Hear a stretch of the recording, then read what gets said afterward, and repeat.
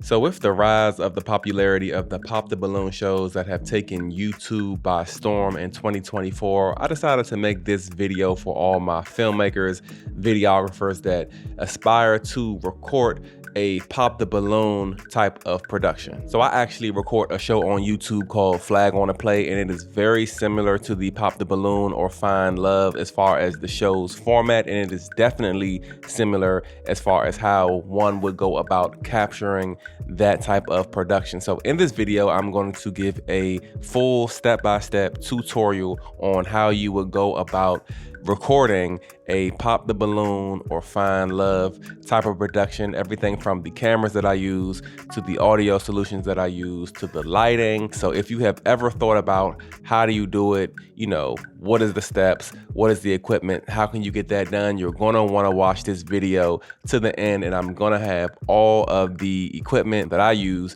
linked down in the description below. So first things first, you're gonna need a space to be able to film a production like this. Now, normally this wouldn't be like the filmmaker or the videographer's job to, find the space to record, but just so you know, you're gonna wanna consider the size of, the amount of people that you're gonna have in your game show.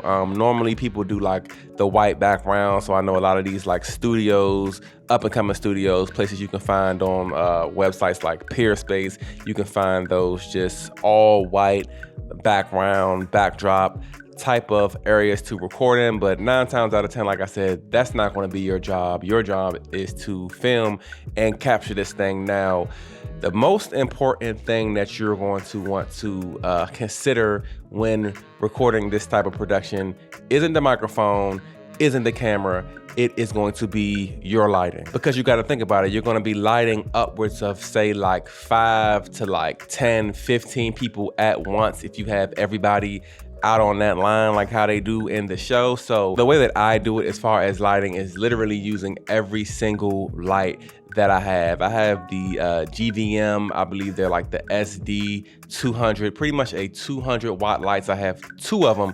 Now, 200 watt lights, that's actually what I have shining on me right now.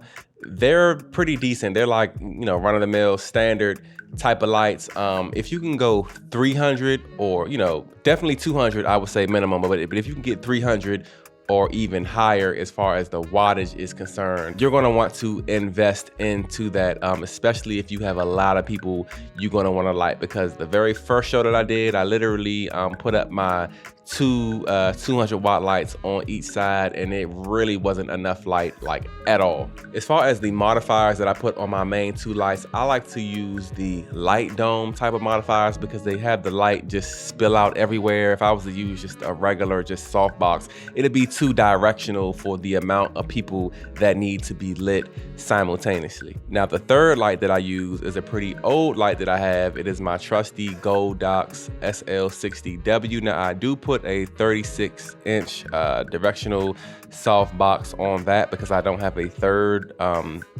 light dome modifier, and I kind of like to put that in the middle as far back as I can so it can light the most faces that it can light, or even if it's just like a little fill on the faces, and it kind of complements the other 2 big lights on the side, especially with them coming in from each side with the light domes on them. And lastly, I like to use my GVM light panel set just to kind of add more light into the situation, more feel for those faces. And hey, those 5 lights really get the job done for me and, the things that I have recorded thus far. But remember, lighting is going to be your most important aspect of the entire production, because if your lighting is trash, followed by, I would say, your audio, it doesn't really matter what camera you have, what image or what capability your camera has. If you don't have, the ability to light up those faces, light up those people, you're gonna have to open up your aperture, and you're not gonna be able to really open up your aperture, say to like a 2.8 unless you really had to, but then you're gonna have to worry about your camera trying to like catch on the faces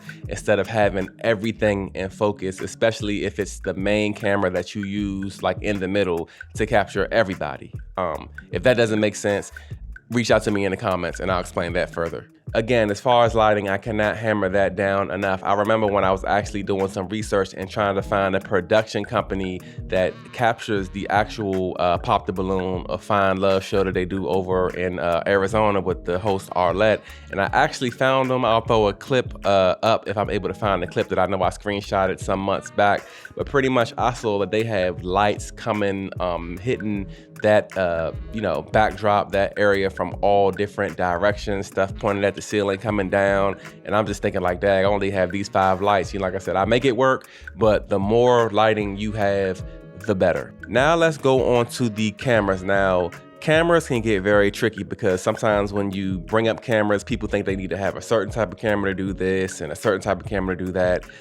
First and foremost, use what you have. I would say you definitely need at least 2 cameras because you want to have one camera that is stationary at all times. You could use 2 cameras that are stationary depending on the size of the game show, how many people are involved, but you're definitely going to want to have that one camera in the middle. And like I brought up earlier, you're going to want to at least have that camera set to 5.6 aperture at a minimum, because I would assume if you're doing a Pop the Balloon show, you're going to at least have at a minimum 3 to 4 contestants, maybe upwards of 10.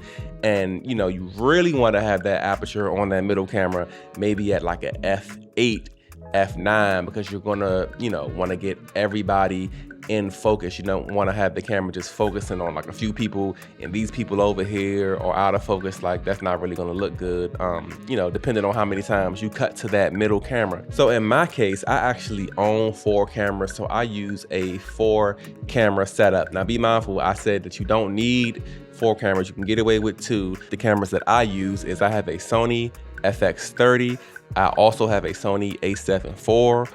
On my gimbal here, I have a Sony FX3, and then my main camera in the middle is going to be another Sony a7 IV. I'm gonna say this again, you do not need 4 cameras to do a production like this. I actually record this show by myself, so like these extra cameras are almost like extra people. So I've done a total of 3 shows. I only brought help with me once. Which if you can get help, I would say get help, especially if you have at least 3 cameras. If you have 2 cameras, you really don't need help because one of them will be stationary and the other one could be on a gimbal or it can be on a tripod that you're moving around. But definitely if you have 3 cameras, you should bring help with you, and I'll get into how to incorporate help or what that person or persons could be doing in the background. But pretty much the way I set up my cameras is I have my a7 IV in the middle. Like I said, I have my FX30 on the tripod to the left of me. I have another a7 IV on the tripod to the right of me, and I have my FX3 on my gimbal. Now, as far as the flag on the Play Show is concerned, they actually have 3 hosts instead of the Pop the Balloon that just has 1 host. So normally I will have my camera to the right of me, that a7 IV. I will have that camera pointed directly at the 2 hosts that literally kind of stay stationary in the one spot and don't move. Like I said, I have that middle camera pointed at the line of, daters or contestants or whatever you want to call them. I also have that FX30 to the left that kind of captures another vantage point of the contestants again. And then my gimbal shot is kind of like my main shot. So the way that they structure their show is the contestant that comes out, whoever's going to be like approaching all the daters on the line, they're asked questions at that area, and then once somebody throws a flag, they walk with the other host and walk up and down the line. So the way that I do it with the gimbal camera is as soon as the contestant begins walking up and down the line with the other host, I make sure that I get in position with my gimbal and I kind of follow them up and down the line, as they go from person to person, why you throw your flag, yada yada yada. And then I know that when they go back to the other 2 hosts, that I already have my camera in position. So if you're going to do something like this by yourself, having 4 cameras is ideal. At least 3, I would say. You can get away with 3, but 4 would be cool because you have 1, 2, 3, and then you have a roaming camera. Now, if I had 3 cameras or still had 4 cameras but had help with me, I would have somebody man that camera on the right, and I would just kind of have them pan and follow the data as they go up and down the line with the other hosts, similar to the Pop the Balloon shows. When somebody pops the balloon and they come up to them, hey, what's your name? I would have that person on the right, pan with that camera, and then I would kind of get in position for the gimbal shot of a more like down the line, like they're walking this way and I'm literally in front of them, just to kind of get that vantage point. I would just have 2 vantage points because, to tell the truth, in my case, those other 2 hosts that I normally have the camera fixed on if I'm by myself, they never move. So if I was to have somebody man that camera, it really wouldn't be bad for them to pan off and pan back. And if you're doing a Pop the Balloon show the standard way anyway, you don't have 3 hosts. So you can literally just have that different vantage point panning back and forth. You can have your gimbal coming in from the side, and you can still have your main middle camera as well as a camera on the left, or you really wouldn't even need a camera on the left, to be honest with you. Now, I know I explained the exact cameras that I use, but like I said at the beginning, there are a ton of cameras that you can use to do a production like this. One thing I will say is I would definitely invest in a camera that can at least do 4K 30. I would definitely shoot something like this in 30 frames a second versus 24 frames a second, because with the panning, you don't want the panning and stuff too choppy. I think 30 frames a second is perfect. I really wouldn't go 60, but even if you did 60, I would do 60 over 24, basically is what I was about to say.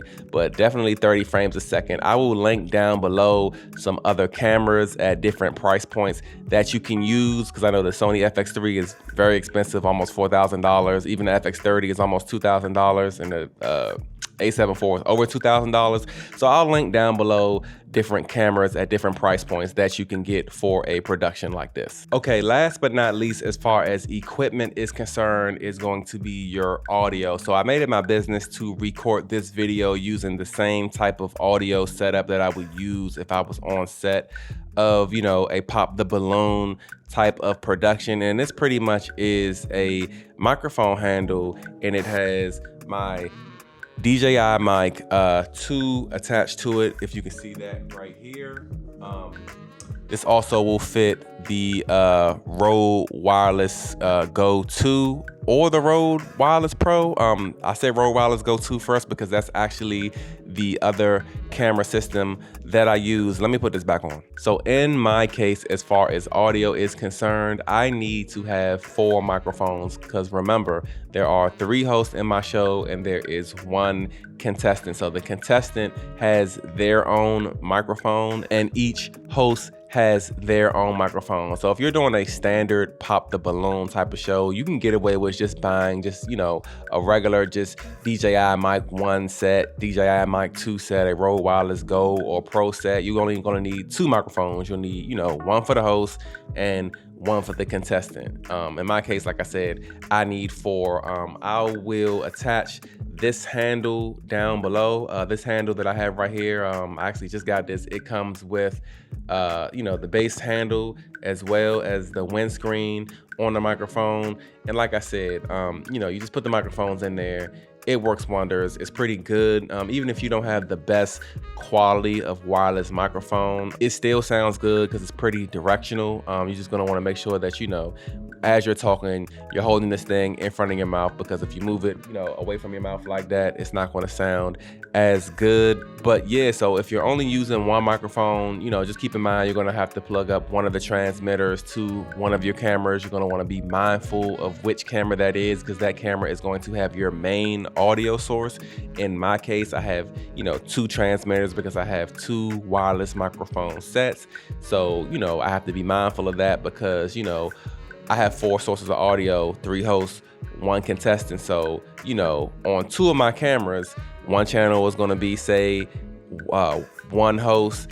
Other channel is going to be the other host. I go to my other camera, 1 channel is going to be the 3rd host, and then the other channel is going to be the dater's microphone. So, and you're going to want to make sure that you definitely have, if you're using 3 cameras or 4 cameras, make sure that you cut the volume up on those other cameras that don't have the wireless microphones attached to them, because you're going to need that scratch audio to be able to sync the audio up in post. Now, one thing that I haven't used yet that I will want to make sure that I do use next time I do a production like this. Matter of fact, let me actually show you. So next time I'm definitely going to use this right here. This is my XLR shotgun microphone. Now this is a very good quality shotgun microphone. I actually used it recently at a fireside chat panel that I did, and it literally sounded like I had the people mic'd up. But the reason I want to have something like this, and I wish I actually used it on my previous shoot. So, you know, you got all these people on the line, and sometimes people blurt something out, and say if somebody blurts something out, you can't really hear it like that because everybody has their own microphone pointed at their mouth, and then say that data responds to what the person says, and it's like a, you know, a viral moment or a good moment in the show. You want to make sure that people can actually hear some of the people who aren't mic'd up, who aren't, you know, they don't have microphones at their mouth. So you're gonna definitely want to make sure you catch that ambient sound. You don't have to get, this is the Sennheiser, I think it's the MKE 600. It's like a $300 XLR shotgun microphone. You don't have to have something this expensive. You can get away with, I believe the Tascam, I forget the model number, or the Zoom. I think it's like the H4 1N. I'll refresh myself on those systems and I will tag all those down below, but you're definitely going to want to finish out your audio equipment with a good microphone to capture that atmosphere, that ambient sound, and anything that may be said by somebody who does not have a microphone. Now, one thing I forgot to touch on when I was explaining about the cameras is the camera stabilizers. Now, tripods, I don't really have to get into tripods. To me, a tripod is a tripod. I know people have certain tripods that they like. I've seen tripods that are like over $1,000. I don't know what people do with those things, but I'll link my tripods down below. They're pretty, you know, I guess, quality budget tripods for, you know, what they offer and how much they cost. As far as the gimbal is concerned, I use the RS3. You can pretty much use any type of gimbal. You know, if you do choose to use a gimbal, I think it adds a good element, especially if you want to follow that data up and down the line as they interact with the, you know, contestants on the line. If you don't want to go for something like the RS3 or the RS4, the new one, or even the, you know, RS2 or the original Ronin S, one budget gimbal that I will recommend, that I actually did a review on, that I was sent, was from Zhiyun. They sent me their Centipede Weeble 3E. I believe that thing is about like $200. It may even be on sale to be less. I'll link that down below, and if you want to, you can check out my review on it. It's a pretty good budget gimbal, especially for something as simple as this would be. And also too, if you do consider using something like this XLR shotgun microphone, you're going to need a boom pole to attach it to. Just make sure that you know, you have something to mount it on, and you know, you'll be good to go with that. So yeah, man, that's just about all I have for this video. Like I said, the Pop the Balloon show, the format has gone crazy in 2024, and I think that I'm probably the first person to ever make a video about the production side of it, at least that I have seen. I literally have searched for it, so I'm literally making the video that I wish existed before I did it. But you know, I just had to get myself you know, in the game and get a little dirty and get a little experience, and I'm, you know, I'm glad to have made this video for anybody that cares to shoot a production like this. Now, do me a favor, if you did find value in this video, I would really appreciate it if you go ahead and give it a thumbs up for me. That would greatly help out my channel. Subscribe for more videos like this one, tips, tutorials, everything filmmaking. And until my next video, I will catch you guys later on. Peace out.